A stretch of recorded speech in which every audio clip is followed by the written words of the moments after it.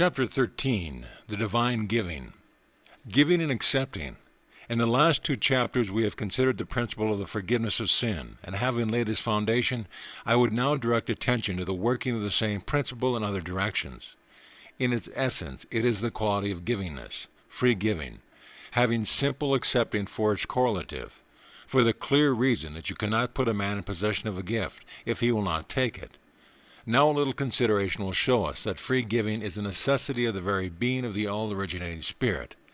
By the very fact that it is all-originating, we have nothing to give to it, nothing except that reciprocity of feeling which, as we have seen, is fundamental to the divine ideal of man, that idea which is called the human race into existence. If then we have nothing to give but our love and worship, why not take up the position of grateful and expectant receivers? It simplifies matters and relieves us of a great deal of worry, and moreover it is undoubtedly scriptural.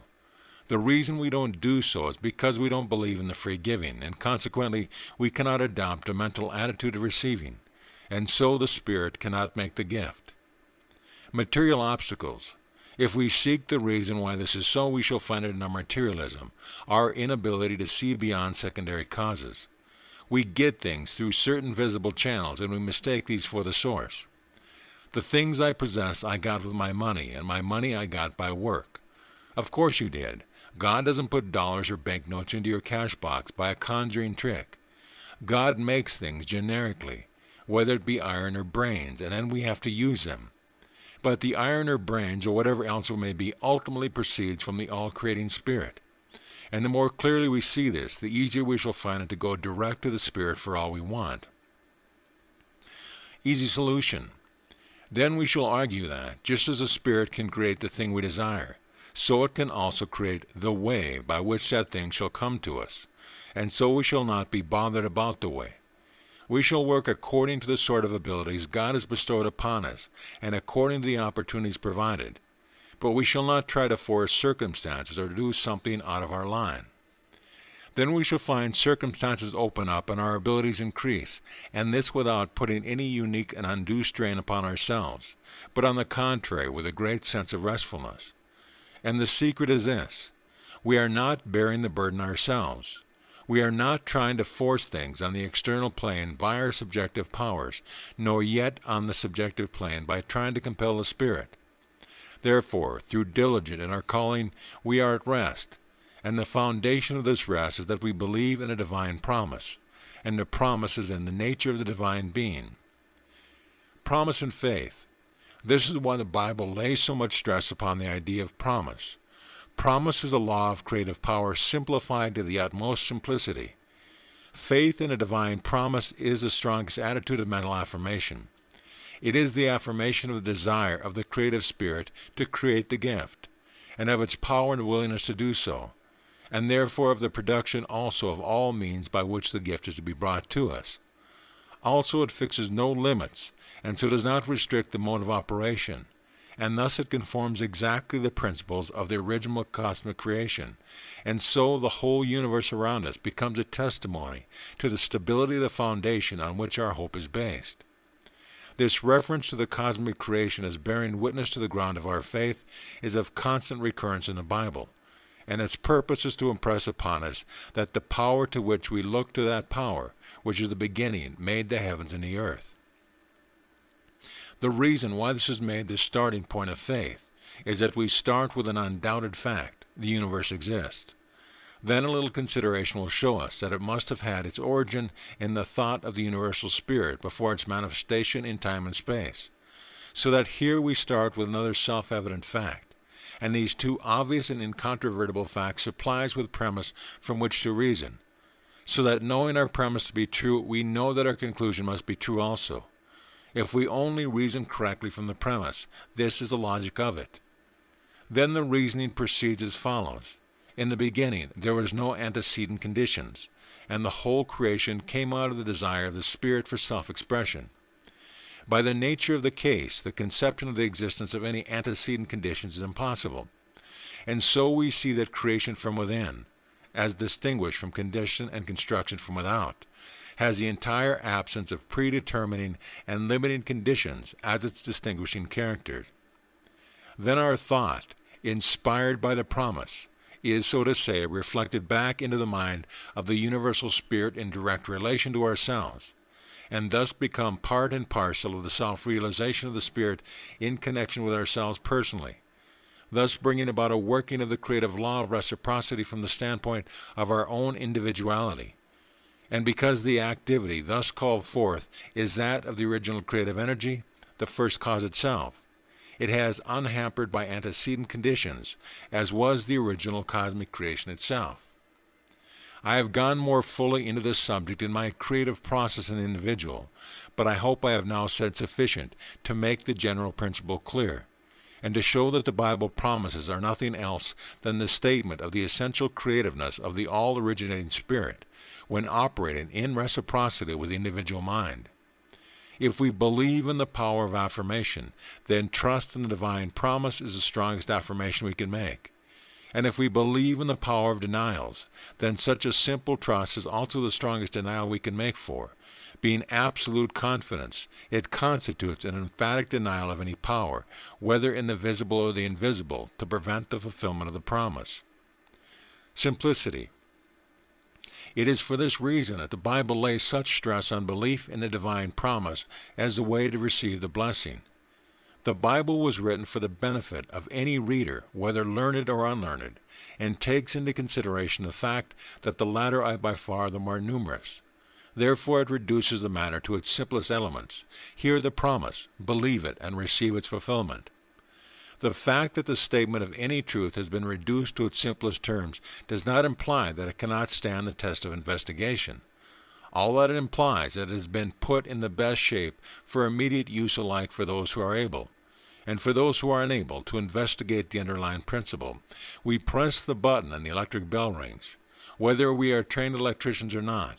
But the fact that the bell rings for those who know nothing about electricity does not hinder the investigator from learning why it rings. On the other hand, the greatest electrician does not have to go through the whole theory of the working of the current when he rings the door at your house, which would be inconvenient to say the least, and still does he have to solve the ultimate problem of what electricity actually is in itself, for he knows no more about that than anyone else. And so in the end he has to come back to the same simple faith in electricity as the man who does not know the difference between the positive and negative poles of a battery. His greater knowledge ought to extend his faith in electricity, because it knows it can do much greater things than ringing a bell. And in like manner, any clear insight we may gain into the modus operandi of the divine promises should increase our trust in them, while at the same time it leaves us on just the same level with the most ignorant as to what the divine Spirit actually is in itself. We all alike have to come back to the standpoint of a simple faith in the vitalizing work of the energizing power, whether God or electricity, and therefore the Bible simplifies matters by bidding us take this ultimate position as our standing point, and not say, I am confident because I know the law, but I am confident because I know in whom I have believed. Law and faith. I think some such consideration as these must have been at the back of St. Paul's mind, making him draw that distinction between law and faith, which runs through all his epistles. If it is true he is, in the first instance, speaking of the ceremonial law of the Mosaic ritual, for which he was addressing Jews for the most part. But if we reflect that reliance on that ceremonial was only one particular mode of relying upon knowledge of laws, we shall see that the principle is applicable to all laws. And moreover, the original Greek word used by St. Paul implies law in general, thus giving a scope to his argument, which makes it as applicable to ourselves as to the Jews. At the point is this: laws are statements of the relations of certain things to certain other things under certain conditions. Given the same things in the same condition, the same laws will come into play because the same relation has been established between the two things. But this is exactly the sphere which excludes the idea of original creation. It is the sphere of science, of analysis, of measurement. It is the proper domain of all merely constructive work. But that is just what original creation is not. Original creation is not troubled about antecedent conditions. It creates new conditions, and by so doing establishes new relation, and therefore new laws. And since the declared purpose of the Bible is to bring us into a new order, into which all that is meant by the fall shall be obliterated, this is nothing else than a new creation, which indeed the Bible calls it. Therefore, our knowledge of particular laws, whether mental or material, is of no avail for this purpose, and we have to come back to the standpoint of simple faith. Creative power. I do not wish to say anything against the knowledge of particular laws, either mental or material, which is useful in its way. But what I do want to emphasize is that this knowledge is not the creative power. If we get hold of this distinction, we shall see what is meant by the promise contained in the Bible. They are statements of the original creating power of the Spirit as it works from the standpoint of a specific personal relation to the individual, which relation is brought about by the expectant attitude of the individual mind, which renders it receptive to the anticipated creative action of the Spirit, and it is this mental attitude that the Bible calls faith. Seen in this light, faith in the promise is not a mere unreasoning belief, neither is it in opposition to law, but on the contrary, it is the most all-embracing conclusion to which reasoning can lead us and channel through which the supreme law of the universe, the law of the creative activity of the all-originating Spirit, operates to make new conditions for the individual. It is not trying to make yourself believe that you know is not true, but it is the exercise of the highest reason based upon the knowledge of the highest truth. The divine promise and the individual faith are thus the correlatives of each other, and together constitute a creative power to which we can assign no limits. When we begin to apprehend this connection of cause and effect, we see the force of the statements made by the Master. All things are possible to him that believeth. Mark 9:23. Have faith in God, and nothing shall be impossible unto you. Matthew 17:20, and the like.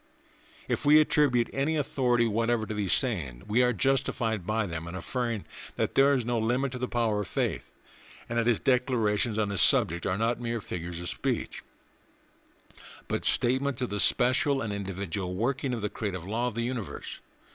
Viewed in this light, the Bible promises assume a practical aspect and a personal application, and we see what is meant by being children of promise. We are no longer under bondage of law, that is, to these laws of sequence, which arise from the relations of existing things to one another, but have risen into what the Bible tells us is the perfect law, the law of liberty, and so, according to the symbolism of the two representative mothers, Hagar and Sarah, we are no longer children of the bondwoman, but of the free. Galatians 4:31. Only to be heirs according to promise, we must be descendants of Abraham. I am not prepared to say that the majority of readers of this book are not so literally, though they may not be aware of the fact, but that is another branch of the subject with which I deal elsewhere. See Salvation is of the Jews in the Door Lectures of Mental Science. Setting aside this historical question, let us here consider the question of spiritual principles. On this point, the teaching of the Bible is very plain. It is that they are children of Abraham, who are of the faith of Abraham. They are his seed according to promise. That is, they are living by the same principle, which is set forth as forming the groundwork of Abraham's life. Abraham believed God, and it was counted unto him for righteousness. Romans 4:3. Two results. Now what will be the fruit of such a root? It must necessarily produce two results in our inner life: restfulness and enthusiasm.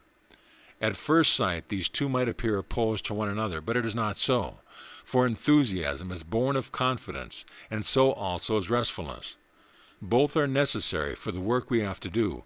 Without enthusiasm, there can be no vigorous work.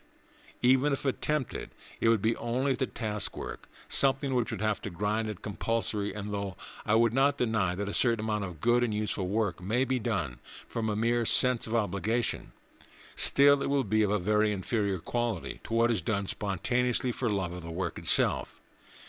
Take the case of the poor artist who is a slave of the dealer and has to labor from morning to night to turn out scores of little pot boilers by a more or less mechanical process.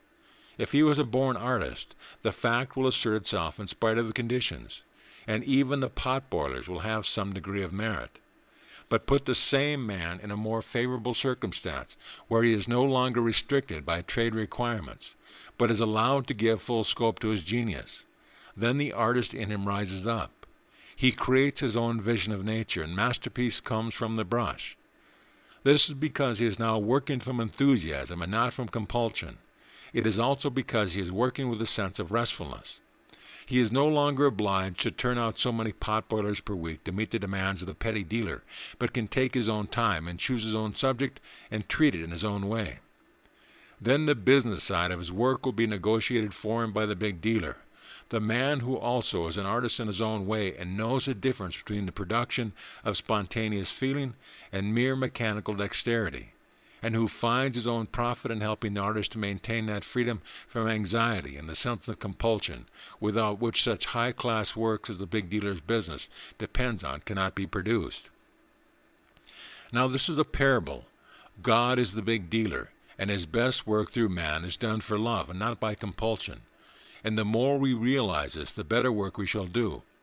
Am I irreverent in comparing God to some great picture dealer of worldwide reputation, and saying that he too gains his profit and transaction? I think not, for Christ himself tells us of the master who looked to receive a profit out of his servant's work, and I have only clothed the old parable in modern garb and colored it with a familiar coloring. And we may carry the simile yet further.